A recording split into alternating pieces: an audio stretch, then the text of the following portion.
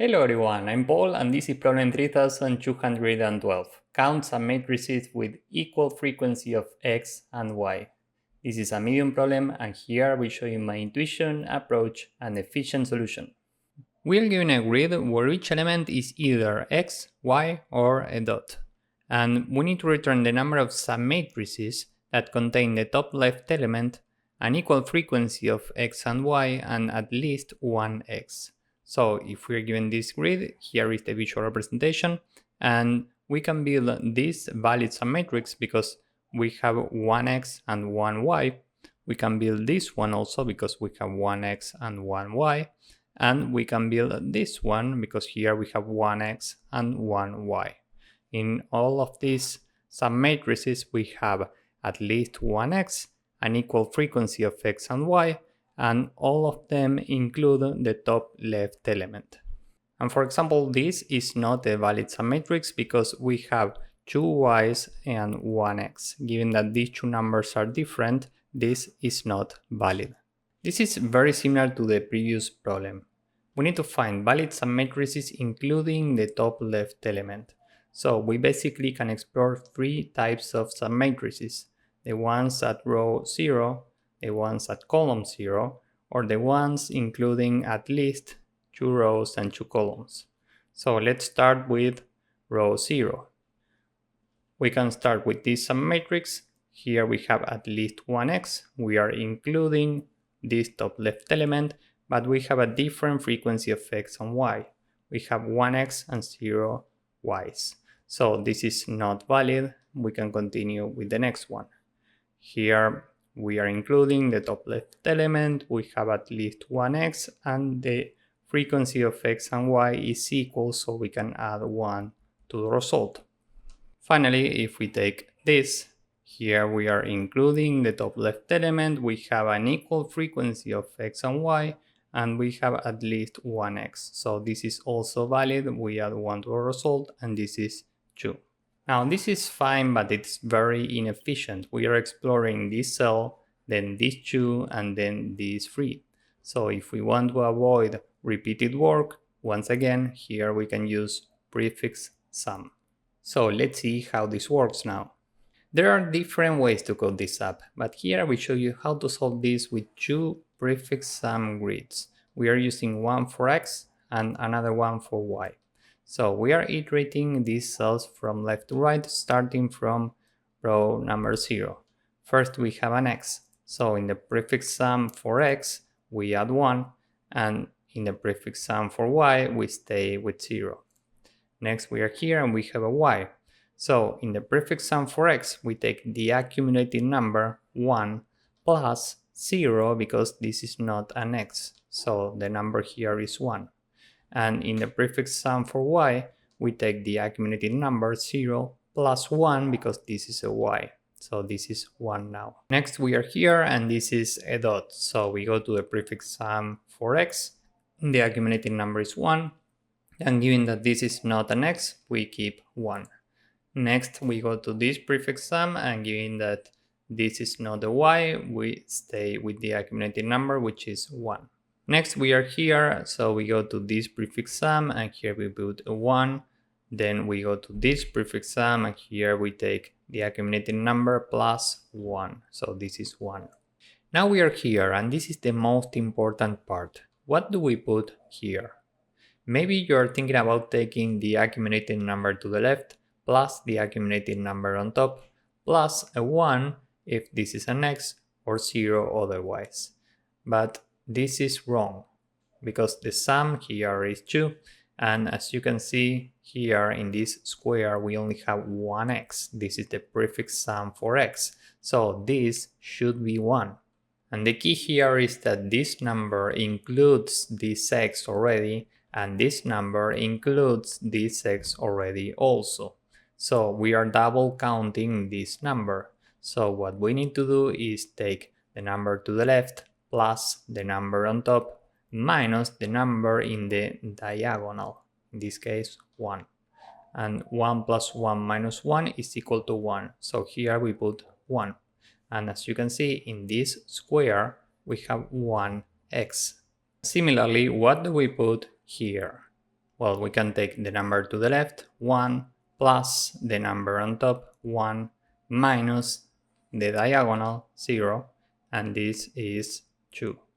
As you can see, here we have 2 y's, so the number here is 2. Finally, we are here, so what do we put in this cell? Well, we can take the number to the left, 1, which corresponds to this square, plus the number on top, which is also 1 and corresponds to this rectangle, minus the number in the diagonal. Why? Well, because as you can see here, we are double counting this rectangle, so we need to subtract it once. And what's the result of this rectangle? Well, we have it right here. It's 1. 1 plus 1 minus 1 is equal to 1. So the number here is 1. And what's the value here? Well, we take the number to the left, 2, plus the number on top, 1, minus the number in the diagonal, 1. 2 plus 1 minus 1 is 2, so here we put a 2. And this means that in this rectangle, we have 2 y's, okay, these 2. If we look on top, we have a 1. This means that in this rectangle, we have 1 y. If we look left, we have a 2. This means that in this square, we have 2 y's. And as you can see, here we are repeating the same rectangle twice. So we need to remove this once. That's why we subtract 1 from here, and that's how we reach 2, so this is 2. So how do we get the result now? Well, let's say that we are standing here at row 0, column number 0. Here we have only one x. We need an equal number of x and y, so this is not valid. For example, if we are standing here, this means that we are looking at this submatrix. And as you can see, in this submatrix, we have 1x, 1y.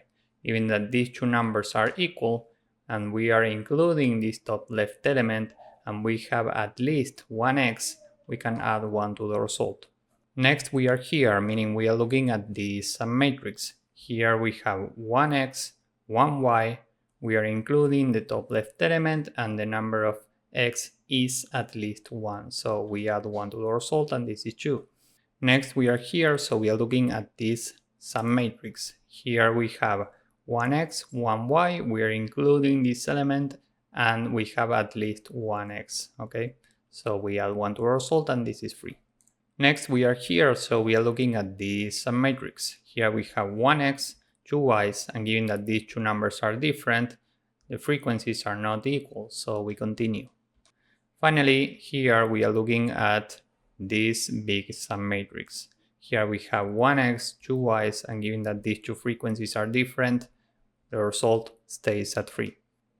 Time and space complexity here is big O of the amount of rows times the amount of columns, because we have to iterate every cell and we have to build the two grids. So with this in mind, now let's see how to code this up.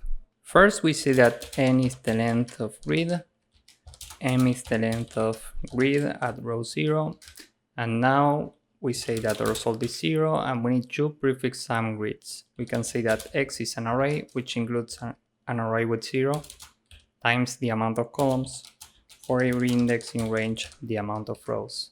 And we need exactly the same for y. So now we can iterate every cell for I in range n, for j in range m. Every time we say that prefix sum for x at the current coordinates is equal to the accumulated value plus a 1 if the current character is x, or a 0 otherwise.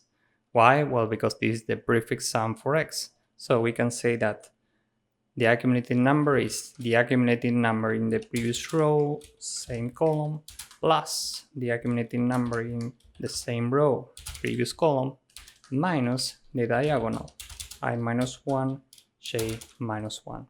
And here we need to add a 1 if the current character, grid ij, is equal to uppercase x, else 0. Now this might be out of bounds. Similarly, this could also be out of bounds, and this could be out of bounds also. So we want this if I is greater than 0, else 0. Next here we want this, if j is greater than 0, else 0. And here we want this, if I is greater than 0 and j is greater than 0, else we want 0. And now we are using parentheses here, and up here, and up here. And now we need to do exactly the same for y. So let's copy this. Now we can do exactly the same. This is y, this is y, and here we are checking if the character is equal to uppercase y. If so, we use 1, else we use 0.